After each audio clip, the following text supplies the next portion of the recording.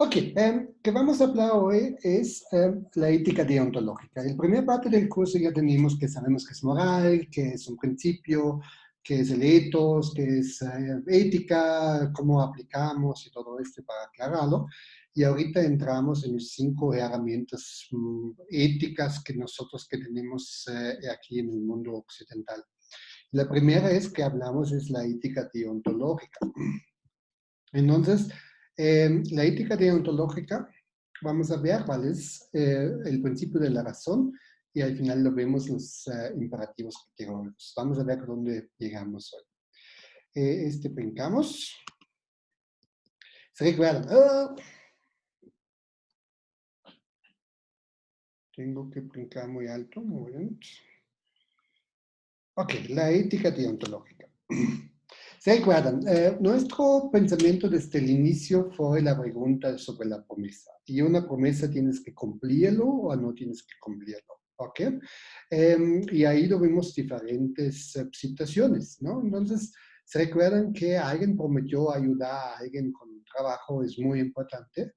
Y tiene un dilema porque en el mismo tiempo viene una oportunidad y un concierto, estadio o algo, ¿no? Entonces, en una forma quiere participar en el evento social, pero también quiere apoyar a su amigo y no sabe qué hacerlo. Y ya lo dio el promesa y lo comenta a otro amigo y dice, tengo que cumplir esta promesa porque quiero hacer ambos y no puedo. Entonces, el amigo que puede recomendarlo es actuar bien moralmente, es cumplir una obligación, independientemente de las consecuencias. Y se ven que la ética deontológica tiene que ver mucho con obligaciones. Significa, una promesa es algo para cumplirlo, sin embargo, ¿cómo es el fin? Porque hay un principio, hay una promesa que me obliga de hacerlo. Por ejemplo, si quieren aplicar en esta idea sobre la honestidad, ¿no? Also, si alguien le dice, tienes que cumplir, siempre decir la verdad, y dice, sí, yo tengo que cumplir siempre con decir la honestidad, aunque posiblemente estoy lastimando a una persona diferente, ¿no? Se ven un amigo con otra novia en el centro a novio y los dicen, oye, amigo, te vi, no quieres decir la verdad porque posiblemente lo lastima o molesta o te engañas o no sé qué. Entonces, una obligación es ser honesto, aunque posiblemente tiene malas consecuencias para mí. Entonces, ahí encontramos exacta algo que es la ética deontológica. Ni en el mundo, ni en general, tampoco fuera del mundo es posible pensar nada que pueda considerar como bueno sin restricción, a no ser tan solo una buena voluntad. Es una cita de Immanuel Kant y ahí dice exactamente la voluntad para hacer lo correcto, porque alguien me obliga de hacerlo. La ética deontológica, aunque son muchos sistemas, las obligaciones encontramos, por ejemplo, en religiones o en etos o en muchas formas, es una de las herramientas más grandes que tenemos. En contra de esto es la ética utilitarista. Y la mayoría idea que trabajó mucho sobre la ética deontológica fue Immanuel Kant. Tuvieron que preparar el texto hasta hoy, lo vamos a hacer en jueves, ¿no? Por favor. La mayor parte donde le dieron la introducción fue la metafísica de las costumbres. También otros trabajos de él son crítica de la razón pura y claramente un filósofo importante de la historia occidental. Y con él empezó algo en la época de la modernidad. Esto es importante porque en la modernidad se cambiaron las autoridades. Antes de la modernidad, en el siglo XVIII, fueron las autoridades de la Iglesia o también los reyes, los monarcas. Ellos se decidieron y dijeron, tú tienes que hacer que yo te digo. Y por eso no tienes voluntad, solamente tienes que cumplir los deberes que tienes. La modernidad tiene un impacto grande en la ética y moral porque ahorita estás tú responsable para poner tus objetivos del bien y de esta felicidad, como pensábamos en definirlo, qué es el máximo bien de la sociedad, se volvió muy diversa. Y por eso también es muy difícil encontrarlo. Es más fácil cuando una iglesia le dice, ¿sabes qué? Pórtate bien, no mientes, no mates, no tocas la mujer del prójimo. Y entonces para ir al paraíso, todo claro, vale para todos. Pero ahorita en la modernidad, cuando cada persona tiene que poner sus propios fines y su propio bien del mundo y autodesarrollarse a sus propias capacidades, también afecta la ética y la moral. Y por eso para alguien puede ser moralmente correcto, para el otro no. Se ven muy bien esta situación con personas que son creyentes, no tienen otras ideas sobre una moral sexual, sobre una moral de vestimiento, sobre costumbres y no sé qué, como gente que no son creyentes, por ejemplo, ¿no? Entonces, la modernidad, ¿qué pasa? Algo, el individuo ahorita es responsable ponerse sus propios fines en su vida y con este también se cambian a los comportamientos de cada uno. Deon, deontológica. Deon griego es lo que es necesario o es el deber, ¿ok? Y es algo muy interesante porque tenía una alumna y ella trabajó en lenguas sobre un trabajo sobre deberes o tener que. Entonces, rapidísimo, escríbanme en el chat qué piensan que es más fuerte. ¿Tengo que hacer mis tareas o debo que hacer mis tareas? ¿Cuál es la idea que tiene más peso en una obligación? ¿Deber que o tener que? Rapidísimo en el chat. ¿Deber que o tener que? Deber es más fuerte. Deber que, deber, tener, deber, deber, deber. No manches, todos falsos. Todos falsos. La raya académica es muy interesante. La raya académica define los modales que tenía que es la obligación y deber que es una recomendación. Y yo creo que México es el único país de los hablantes hispanoamericanos, hablantes españoles, que lo cambian de ver en tener que, ¿no? Entonces, I have to, also Mafia pregunta es como el must o have to. La diferencia es un poco esta idea con yo yo tengo que tomar mi medicina. Es una recomendación que lo hace el médico. Dices, tienes que, si no lo tomas, entonces te va a pasar algo, pero es tu decisión. Pero tener que es una obligación muy fuerte. Mi maestra, por ejemplo, de español fue de Ecuador y también me explicaba los modales así, en español también, y lo investigamos, por ejemplo, también en la RAE académica. La RAE académica dice tener que es completamente la obligación y deber que es la recomendación. Lo hicimos una entrevista con 3 diferentes facultades, artes, lenguas, derecho y ingeniería, y donde tuvieron que hacer ejercicios cuál es fuerte deber que tenía que, y lo menos que lo subieron fueron de la facultad de derecho y también en lenguas. Ellos que deberían saberlo, no lo subieron. Entonces, lo más estricto fueron ingeniería, porque tienen muchos reglamentos y leyes y están formulados en esta forma, pero al final este deber o tener que es completamente arbitrariamente usan. Unos usan tener que, unos usan deber que. Also, un argumento sería, ok, todos dicen deber que es la obligación, si serían todos, está bien, ¿no? El significado hecho. Pero en el caso de eso, se le da una investigación de 50-50. Es completamente arbitrario. Y nuestra pregunta fue principalmente en esta investigación, ¿tienes que pararte en un semáforo rojo o debes que pararte en un semáforo rojo? Si es una obligación, tienes que, entonces no hay de otro. ¿Ok? Si debes, es una recomendación. Y un alumno en la Facultad de Humanidades, dio la clase de filosofía de derecho, me dijo, ay, profe, tienes que entender, en México las leyes únicamente son recomendaciones, no son obligaciones. Aquí lo haces que te conviene y no lo haces. Así dijo mi alumno. Claramente en profundidad también sobre esto trabajó Immanuel Kant. Leyes normalmente son deberes, normalmente, porque también le dicen cómo deberías actuarlo y te pone la voluntad que tú lo rompes o no lo rompes. pero Immanuel Kant también encuentras y lees, no tienen el carácter de las obligaciones, no nos sirven para nada, ¿no? Entonces, verdaderamente sí, filosóficamente son deberes, pero a los leyes tenemos que todos aplicarlo. Y este deon viene de lo que es necesario, que necesitas hacer a fuerza, no hay ninguna discusión. Si quieren, lo puedo, creo que tengo el trabajo, está muy interesante con las investigaciones. Pero deon es una obligación. Entonces yo tengo que ser honesto, punto. No hay otro, no puedo mentir, no puedo decir la media de la verdad, no puedo decir algo que es diferente, ¿no? Tener que es algo por obligarlo, una promesa, tengo que cumplir, aunque tiene malas implicaciones para algo, ¿ok?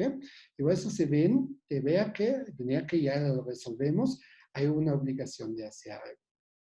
Entonces, había una pelea muy grande.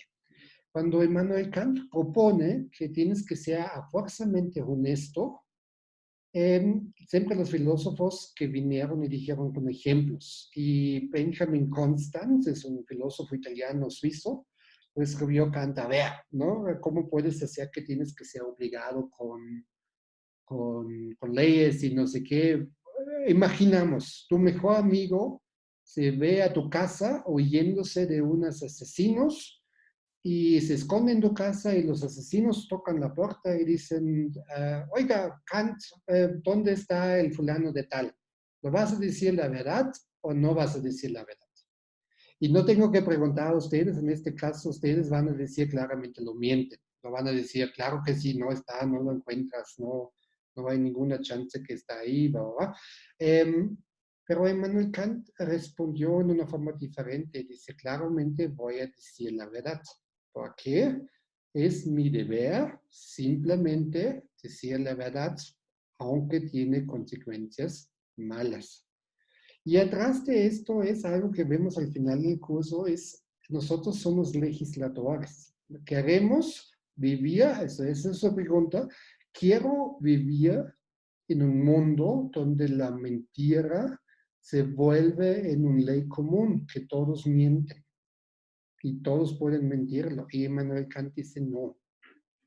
Pero quiero vivir, al contrario, en un mundo donde la honestidad se vuelve en una regla común. Sí, yo quiero vivir en un mundo donde son todos honestos. Y por eso claramente dice no. Y aparte, Kant tenía arriba de esto una otra y dice, el lenguaje es esto que nos hace social, nos hace una perfección humana. Y claramente el lenguaje puedo aprovecharlo y puedo abusarlo y puedo usar por lo malo también. Pero entonces también estoy traicionando la idea de ser social y humano. Por lo nada puedo mentir. Yo tengo que decir la honestidad. Esto es algo interesante porque Kant también en esta forma se llama idealismo alemán. Eso es en una idea muy idealista. Y dice, no, pero prácticamente todos nosotros vamos a mentir en esta situación porque la vida es salvarlo. Pero Kant dice no. Y antes que rechacen su idea, tienen que pensar lo que tiene una forma razón. La honestidad es algo muy importante. Y no podemos cambiar la situación y sacrificarlo. Y es muy difícil en qué momento sí lo permitimos o no lo permitimos. Tal vez en este caso es probable porque está en juego una vida de una persona. Pero puede ser también en otros casos la mentira, no quiero que se vuelva en lo común. Por eso soy contra la mentira. Por eso dice, cuando alguien cumple la ley moral, la justicia, no puede hacer nada, que las consecuencias pueden ser cualquiera. No es importante que son las consecuencias de mis acciones. Yo tengo que actuar por cumplir la ley moral, entonces yo actúo moralmente bien. ¿Ok? Y esto es mi deber, mi obligación de hacerlo. Esto se llama, que tiene Benjamin Constant hoy, es el moral realism, el realismo moral. Ya sabemos, en la vida cotidiana no vamos a seguir estas reglas. Y claramente preguntamos, entonces, ¿para qué sirven? Entonces, la ética deontológica es interesante porque, y siempre me equivocaba con la palabra del compás, pero es la brújula, ¿no? También la honestidad como un valor nos da chance de orientarnos, qué es lo correcto. Yo tengo que perseguir que es correcto en todas formas posibles. No puedo aprovecharlo, sino tengo que hacer correcto que es correcto. ¿Ok? Y si no tengo estas orientaciones morales, posiblemente me da dificultades de decidirlo en una forma correcta o no.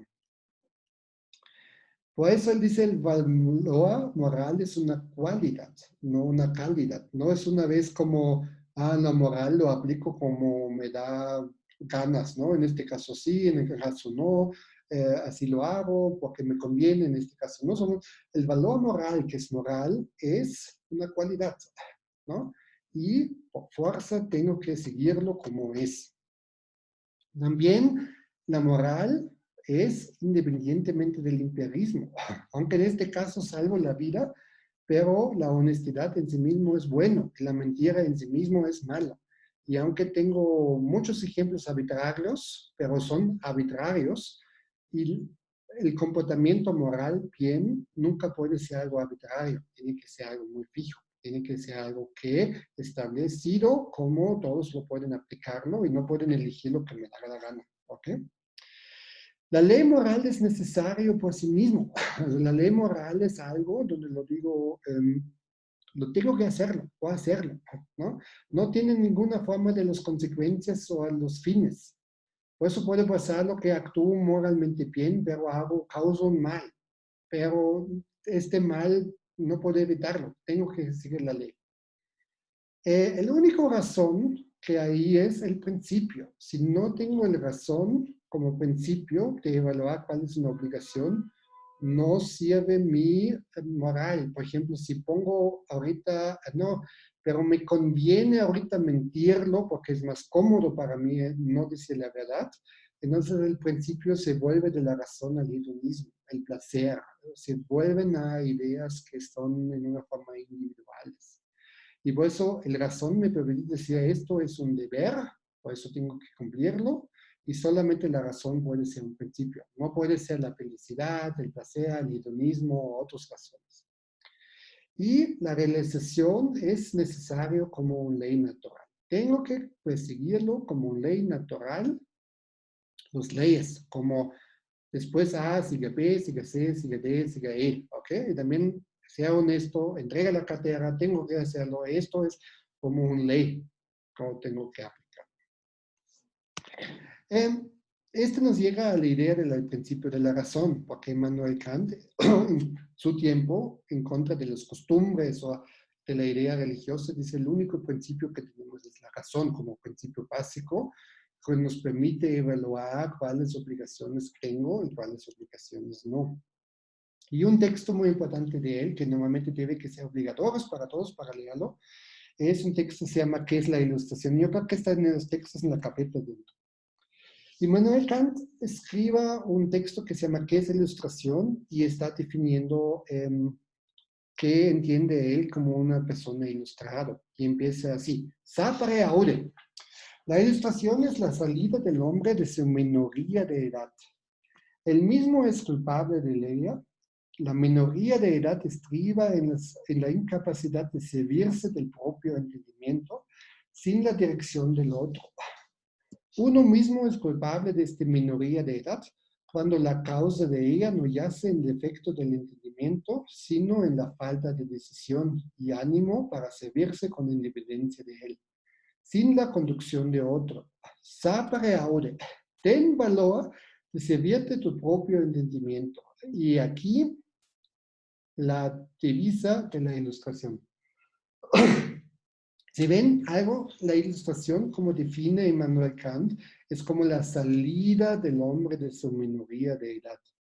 Esta minoría de edad no es una edad biológica. Eso no significa que con 18 años ya puedes beber y puedes casarte y hacer otras tonterías. No.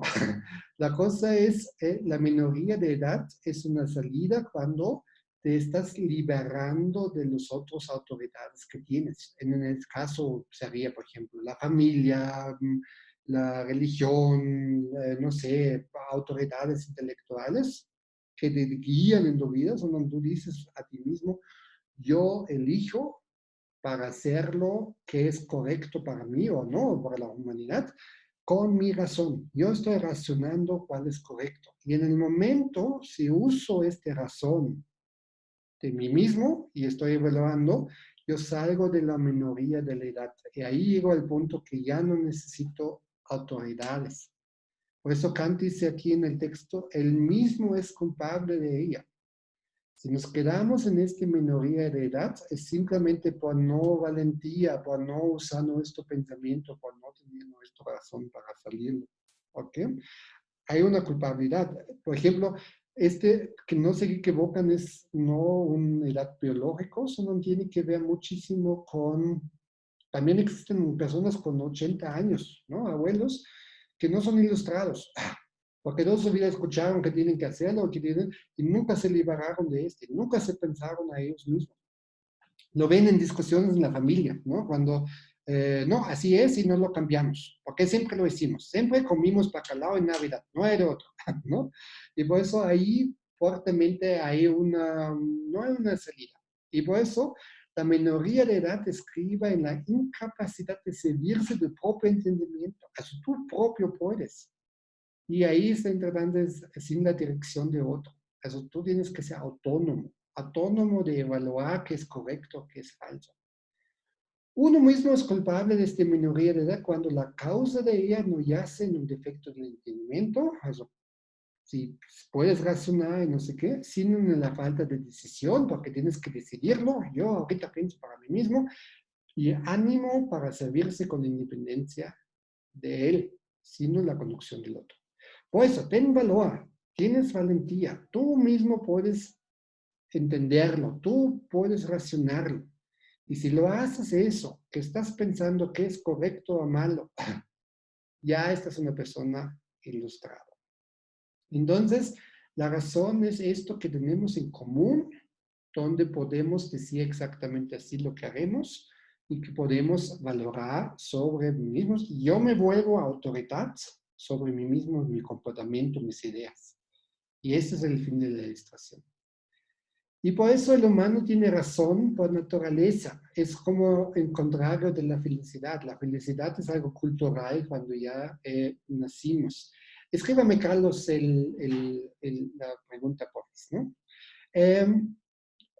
El individuo define qué es el bien. Hasta ahorita en la modernidad, cuando yo soy autoridad por mí mismo, entonces yo defino cuál es el correcto o no. Y por eso somos en este sentido también los seres racionales y seres animales que ya hablamos en las últimas clases sobre eso.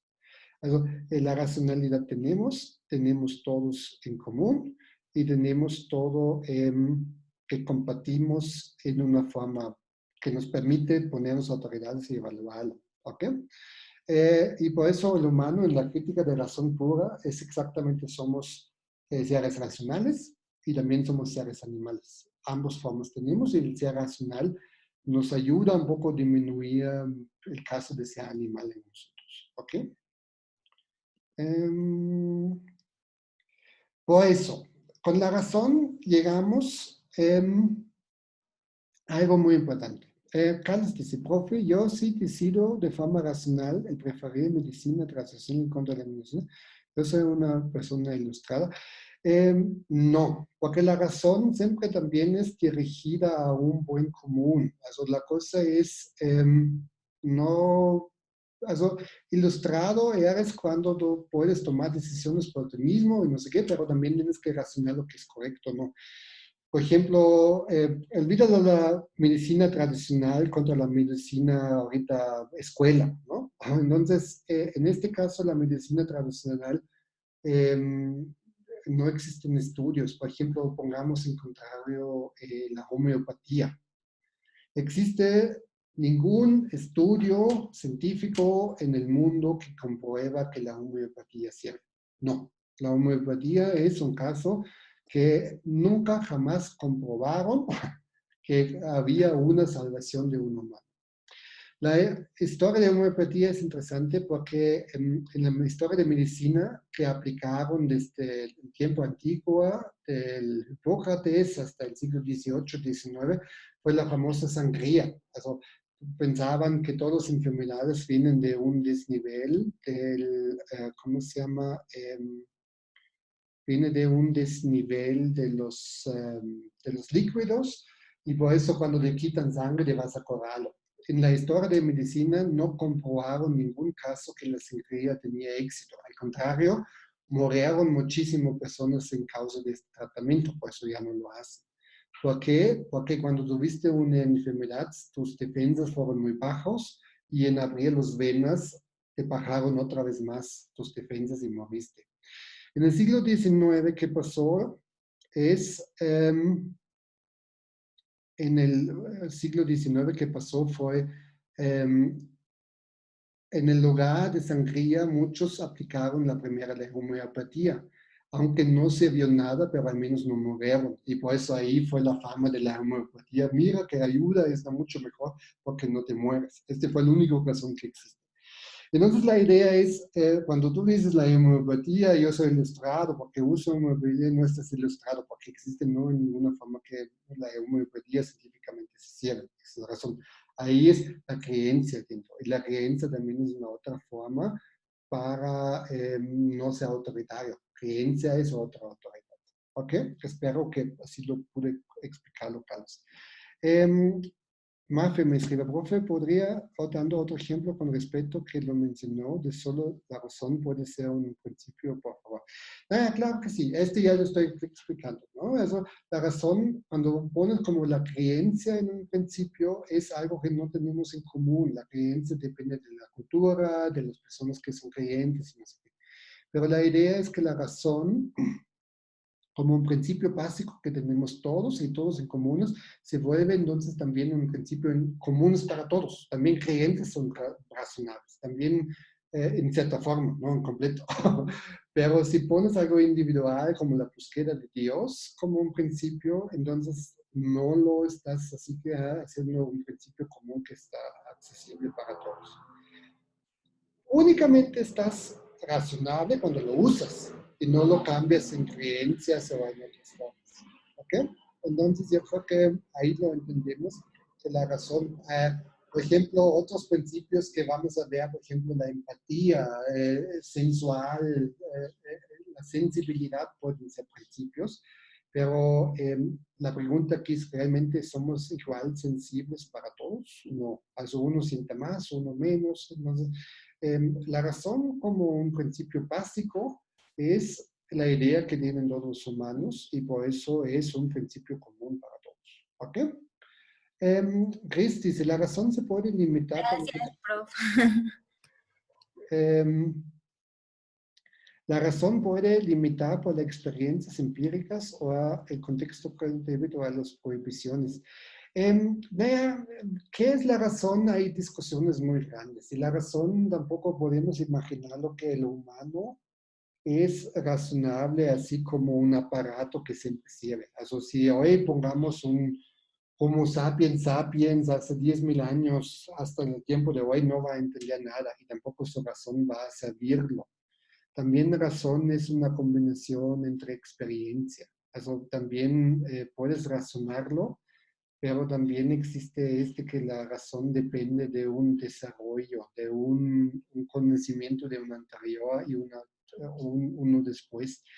Hay un filósofo alemán, se llama Wilhelm Dilthey, en la hermenéutica trabajó y había muchas críticas a la razón. Also, en América Latina no le gusta mucho esta idea porque todavía está fuerte la idea de la creencia y de la sensibilidad y siempre tengo peleas en esto de la espiritualidad. Por ejemplo, hay un alumno que está en el doctorado y quiere poner el único principio es la espiritualidad, por ejemplo, como un principio de actuar moralmente bien. Y digo, esa es una tontería, porque yo no concibo en la misma espiritualidad como tú lo tienes. Y él le explicaba, no, pero la espiritualidad, por ejemplo, es enamorarse, casarse. ¿No? Este no es espiritualidad.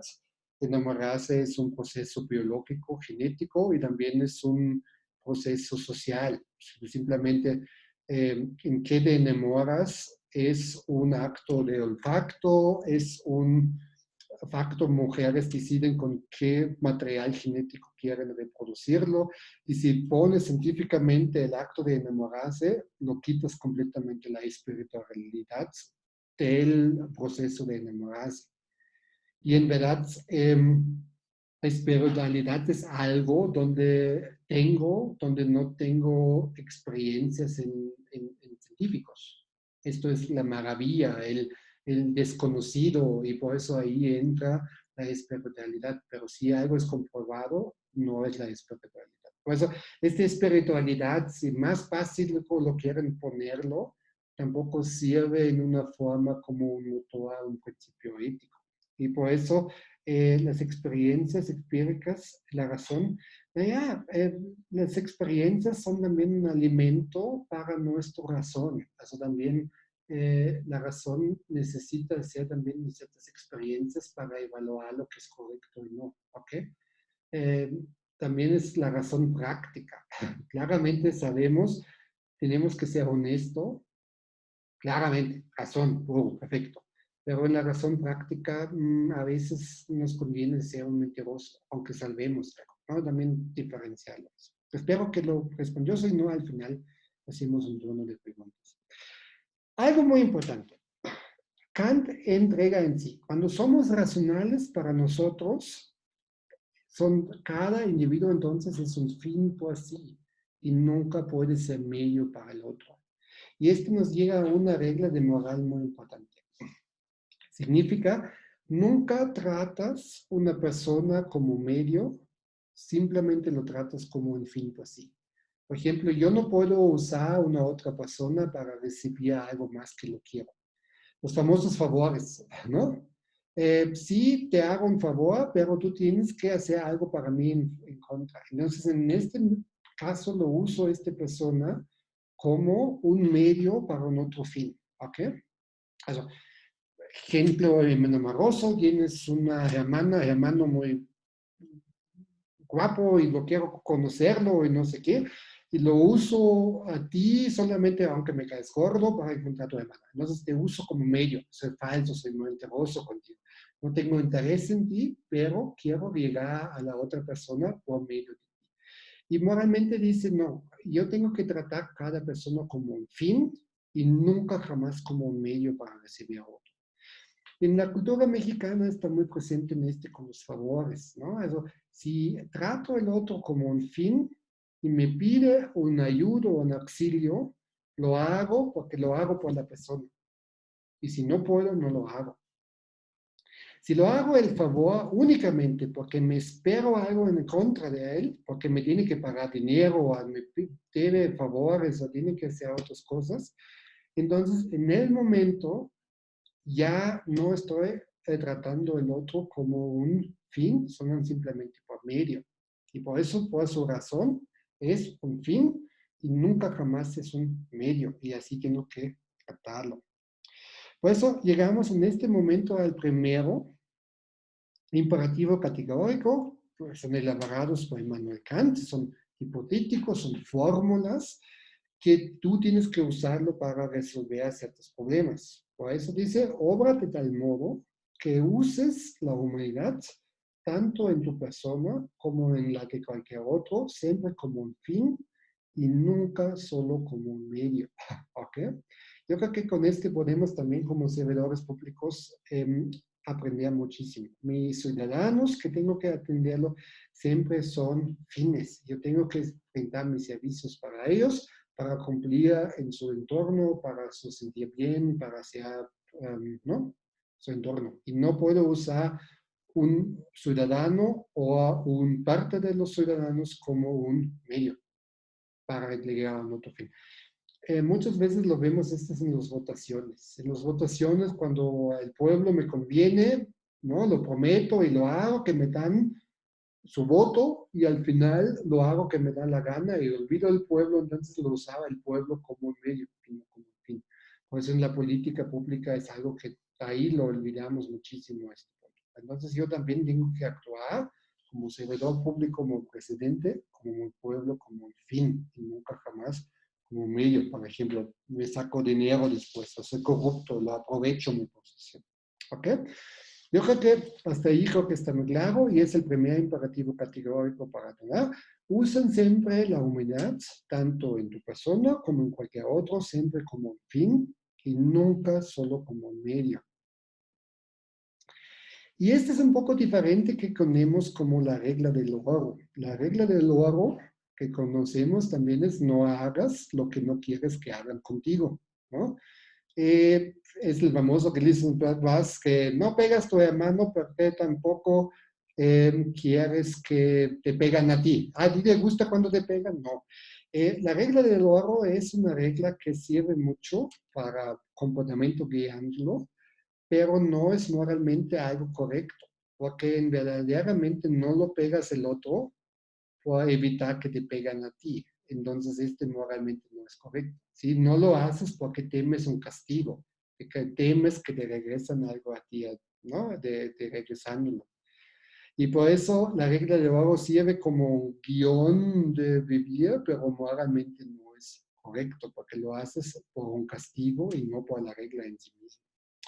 Vanessa escribió, entonces un hedonista se deja llevar por un imperativo hipotético. Naja, en este caso también pensamos un hedonista, por ejemplo, tiene placer, no sé, sexuales o de la vida, y, un sadista, ¿no? Aprovecha a una persona para maltratarlo para su propio placer, ¿no? Entonces no sería un imperativo hipotético, ¿no? Entonces el imperativo hipotético está usando posiblemente, depende de la situación, otras personas también como medio para hacer su propio, satisfacer su propio placer, ¿no? Eh, hay que diferenciarlo eso, ¿no?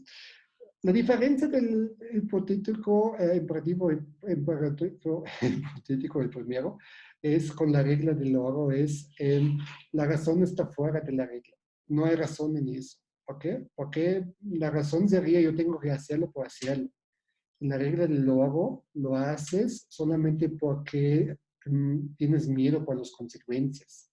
Y que te hacen actuar son las consecuencias y no la regla. ¿Por qué? Si ven que hay una diferencia porque la regla del oro, por eso no es moralmente correcto, ¿no? Aunque sirve para mucho.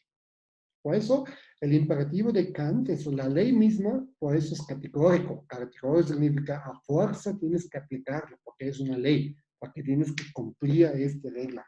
Sin embargo, que las consecuencias y causas que estás haciendo. Y el principio del imperativo categórico es la libertad, ¿no? Eso es como el principio, es la ratio essendi, porque al final te da una libertad.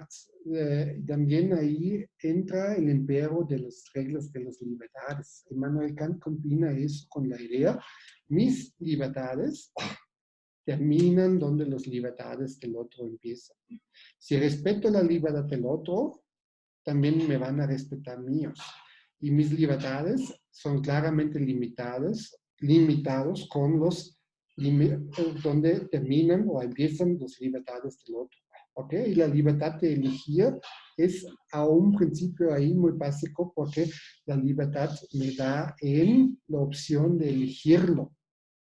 Si tengo la opción de elegir entre A o en B, este exactamente me da una libertad. Una persona que es entregado a solamente una opción no tiene libertad. ¿Ok? Por ejemplo, el ser animal, un animal no puede elegirlo. El animal tiene hambre, va a comer. El animal tiene sueño, va a dormir. Se actúa por instintos. El famoso león en el circo no puede elegir, me voy a comer el payaso o a la bailarina, ¿no? Se va a comer que está cerca, que tiene chance de comerlo, ¿no? Y por eso filosóficamente y también en la moral, como también en derecho, la libertad es como la ratio essendi, es como yo tengo que elegir, tengo la elección de hacer lo correcto o no correcto. Entonces, esto nos da libertades para actuar bien. Hay un punto ahí en este sentido muy importante. Libertades es elegirlo. Hay un filósofo francés, se llama Albert Camus, y también él dice, existencialmente que nos hace difícil en la vida no es la libertad de elegirlo, ese es algo chido, que tenemos esta opción, Él dice el problema es si tengo A y tengo B, es deselegirlo. Significa, en el momento cuando puedo elegir algo, tengo que deselegir algo. Y nos hace la vida tan difícil porque sabemos que deselegimos ya no vuelve a regresarlo. Ya se pasó. Yo creo que cuando pienso en sus vidas y también en mía, la primera elección en su vida muy difícil fue que voy a estudiarlo. La mayoría pensaban, qué horror, y va, porque, saben, ya tengo que definirlo, me van otras oportunidades. Por eso fue una decisión muy difícil, ¿no? Y posiblemente por semanas y noches no pueden dormir. Más cuando estudian algo como comunicación o no sé qué, dicen, ay, demonio, que sirve ese, ¿no? Entonces, o a sociología o a filosofía, ¿no? Es un acto muy difícil. Entonces, pero la ratio de esto es que tenemos la chance de libertad de elegirlo, pero Immanuel Kant también está limitando. Y dice, la libertad termina también donde entro la libertad en otros. Por ejemplo, mis vecinos están hoy muy callados, pero normalmente hacen música a la hora cuando lo quieren y entran permanente en mis libertades, ¿no? Y digo, yo quiero autonomía, al menos a las 10 de la noche quiero autonomía. Pero México sirve muchísimo, yo hago a la hora cuando lo quiero porque yo puedo hacerlo, ¿no? Entonces no reconozco el otro y entro permanente en las libertades de una u otra persona. Y por eso no puede serlo. La libertad también tiene limitaciones. Yo tampoco puedo decir ahorita en el mero día, ahorita son tranquilos, pero tampoco yo puedo decir, ahorita apaga tu música, ¿no? Entonces también tiene derecho en el día pues, escuchar su música, ¿no? No se ven, fórmula no es algo fijo, no dice, no escuchas música, sino dice, vemos cómo no afectamos menos nuestras libertades. Entonces, es como dinámicamente, ¿no? Yo creo que puede ser un muy guión para la vida. Si hago una acción y tengo que decidir algo, donde puedo pensarlo, ok, estoy afectando ahorita, ¿cómo se llama? Estoy afectando la libertad de alguien otro. Sí, es necesario ahorita escuchar música a las 2 de la mañana con alto volumen. No, porque estoy destruyendo la libertad de otro. Y puede ser un buen reflejo en sus acciones que hago, ¿no? Eso, mi libertad limitada. El imperativo categórico, ya sabemos alguno. El imperativo categórico tenemos que aclarar ciertos puntos. Uno es la voluntad, la otra son las máximas, qué es el principio, qué es la ley. Esto lo vamos a ver ahorita. El principio de la voluntad no está relacionado a situaciones concretas. Recuérdense el ejemplo de Immanuel Kant, cuando vienen el asesino y pregunta dónde está tu amigo. Entonces, esto sería una situación concreta, ¿no? El principio de la voluntad es algo independientemente a los casos específicos concretos, sino es algo en común. Yo tengo que decidir entre honestidad o no honestidad. Y por eso el principio siempre será un buen. Y no puedo, porque siempre encuentro excepciones, siempre encuentro casos específicos. Pero el principio se va más allá. Por eso cualquier cosa sigue las leyes de la naturaleza. Solamente un ser racional tiene la capacidad de actuar según leyes o principios. Lo importante de ahí es como si no hacemos nada, como la naturaleza, las formas son arbitrarios que se salen. ¿Sí? Si lo dejo hacerlo, puede ser así o puede ser así, si no intervengo. Sí, pero si pongo a mí una ley, ahorita bajo de pesos, o yo aprendo, yo escribo un trabajo, entonces en ese sentido me pongo a mí mismo ley, y eso es algo muy importante. Los humanos, por sus razones, pueden ponerse a sí mismo una ley para regularse a sí mismo. Animales no lo pueden, ¿ok? Y por eso solamente seres racionales tienen la capacidad de actuar según las leyes y los principios. Los animales no lo tienen. Se actúan en una forma completamente arbitraria y por eso las situaciones son arbitrariamente eso. Recuérdense el ejemplo de Albert Camus. Este caso de no elegir algo, de elegir entre A y B en saberlo, muchas veces nos causa esta forma de no elegirlo, ¿no? Por eso, en saberlo, no quiero elegir porque ahí tengo que llevar las consecuencias. Por eso a los novias siempre dicen, ¿qué película vamos a ver? Y dicen, no, elige tú. ¿Qué vamos a comer? No sé, elige tú, ¿no? Eso es como, temen muchísimo a estas consecuencias. Yo no quiero tomar la situación. Y nosotros, pobres hombres, al final tenemos esta idea de cuando elegimos en película, después nos regañan y dicen, este fue el peor película del video que lo vi, ¿no? Para calentar unos estereotipos, pero así no es. Pero se ven en la vida práctica, muchas veces tenemos este movimiento siguiendo de entregar las decisiones a otros, a autoridades, o a este miedo de no elegirlo, ¿no? Fue una idea que ahí parece, pero las leyes y los principios, el humano tiene este chance de autoarreglarse, tiene este momento de limitarse y también ponerse abajo a propias leyes. Y por eso también a las 3 de la mañana puedo decir, ¿sabes qué? No escucho música porque no es chido, no puedo hacerlo, me estoy autolimitando. Y es como esta idea también contra el hedonismo. El hedonismo es exactamente, no límites, yo hago que me da la gana, yo lo hago ahorita porque yo puedo y yo entro en libertades de otros. Por eso el hedonismo no puede ser nunca jamás un principio común para una actuación moral. Em, la voluntad es la arbitrariedad, ¿no? Eso es contra la voluntad es uno, la voluntad es elegido, yo quiero decidir a una forma, y la arbitrariedad es algo común, la voluntad nos dirige a una dirección, ¿no?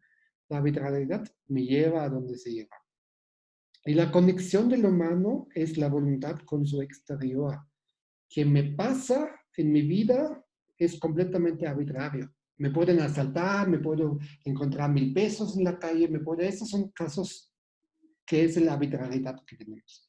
Pero cómo actúo contra esta arbitrariedad es la conducción a mi mundo alrededor. Yo puedo resistir, yo puedo hacer lo correcto, yo puedo hacerlo de una forma diferente, ¿no? Y esto es la voluntad que yo tengo, mi conexión con el exterior. Por eso, la arbitrariedad es, por lo tanto, el caso concreto, que arbitrariamente hoy encontré 1,000 pesos, una cartera, ¿no? un dinero en la calle, es el caso concreto y es arbitrario porque también no puedo encontrarlo. O otro día me asaltan o pasa algo de eso, ¿no? El caso concreto que me pasa es la verdad, la voluntad que yo tengo es cómo reacciono a este caso concreto arbitraria que me pasó. Entonces la voluntad nos decide hacer lo correcto o no lo correcto. Nos lleva y también si actuaríamos únicamente por instinto, significaría nos actuaríamos en una forma completamente arbitraria a una arbitrariedad, ¿no? La base de la voluntad es la ley moral. La ley moral me obliga de actuar con mi voluntad a una cierta forma, ¿no? Sea honesto, regrésalo. Entonces, mi ley moral me da esta opción de decidir lo que hago y cuál es correcto.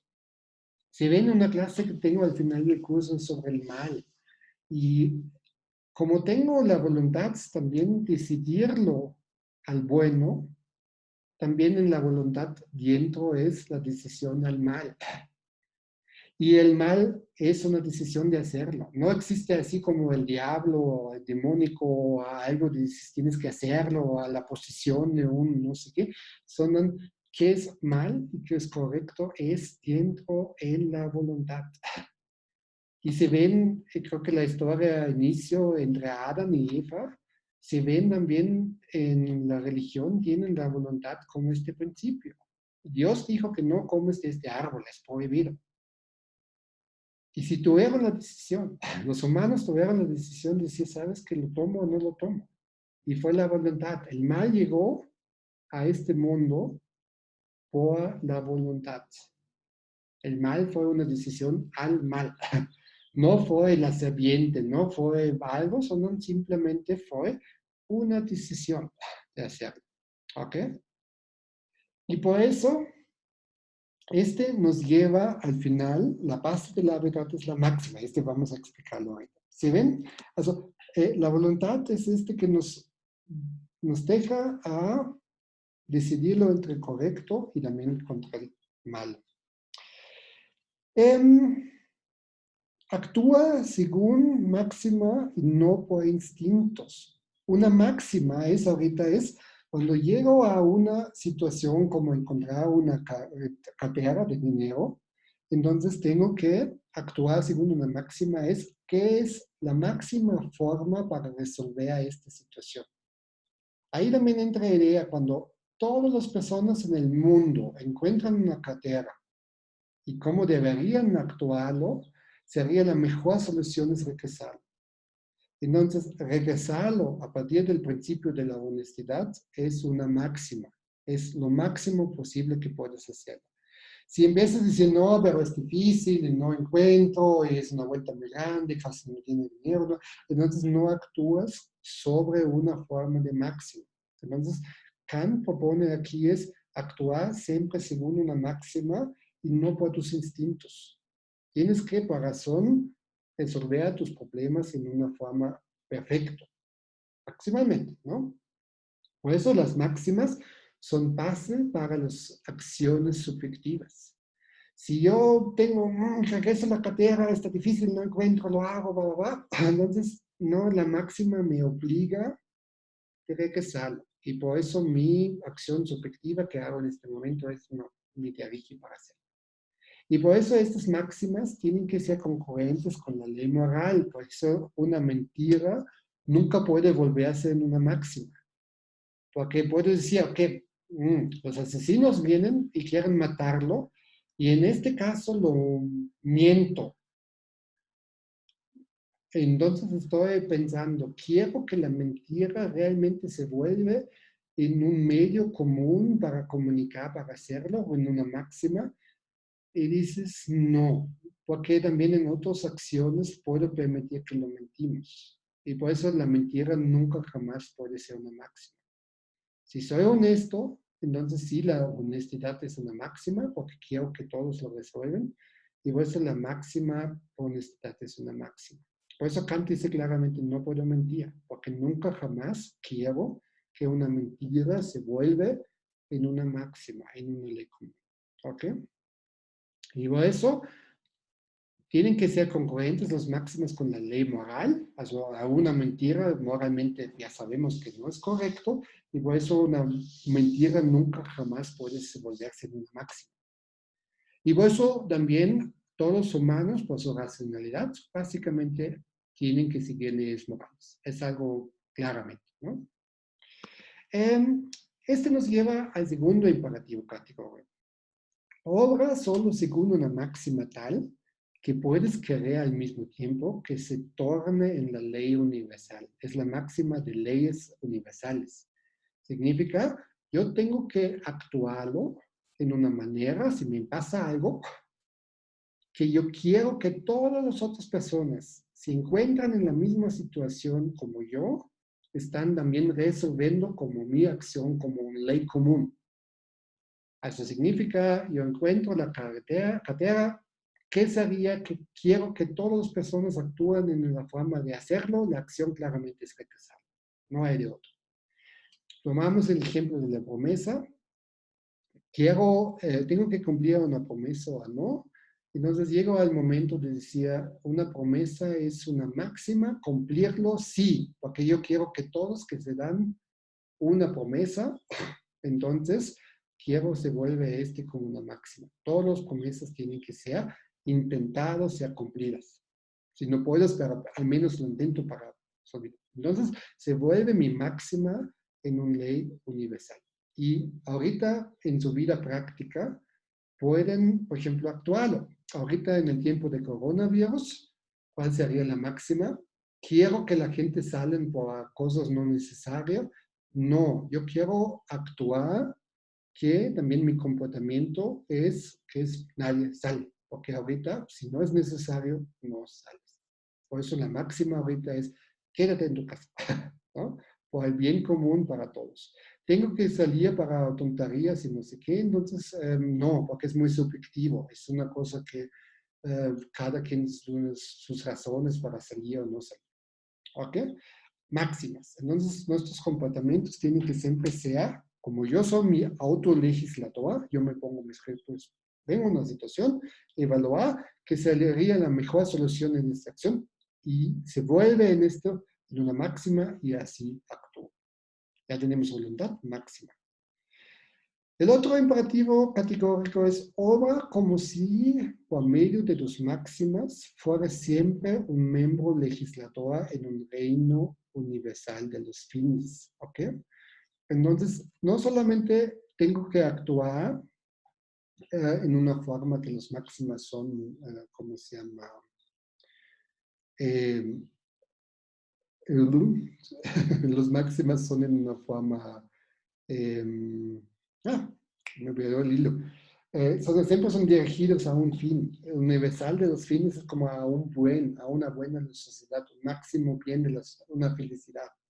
Entonces, yo también soy miembro de eso. Y significa yo pongo las reglas y también para otros lo pongo. Y por eso tengo que siempre por mis medios de máximas eh, gobernar como un legislador. Yo pongo las reglas, un poco lo hice con los otros, con la otra máxima, con esta, ¿no? Ya lo explicó.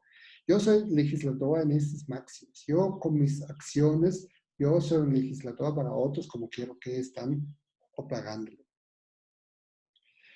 Así tenemos los máximos. Obra solo según una máxima tal que puedes querer al mismo tiempo que se torne en ley universal, obra en una forma perfecta.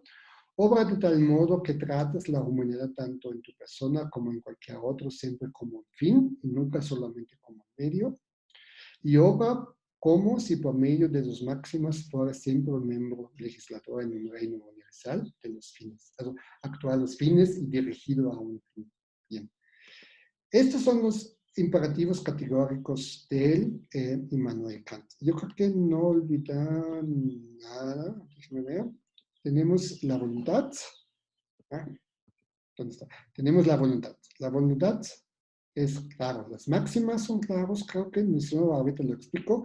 El principio es la racionalidad que tenemos y el base para todo es la ley, perdón, la ley moral, porque este es obligatorio para todos. Entonces, esos son los principios que nos llevan a los máximas.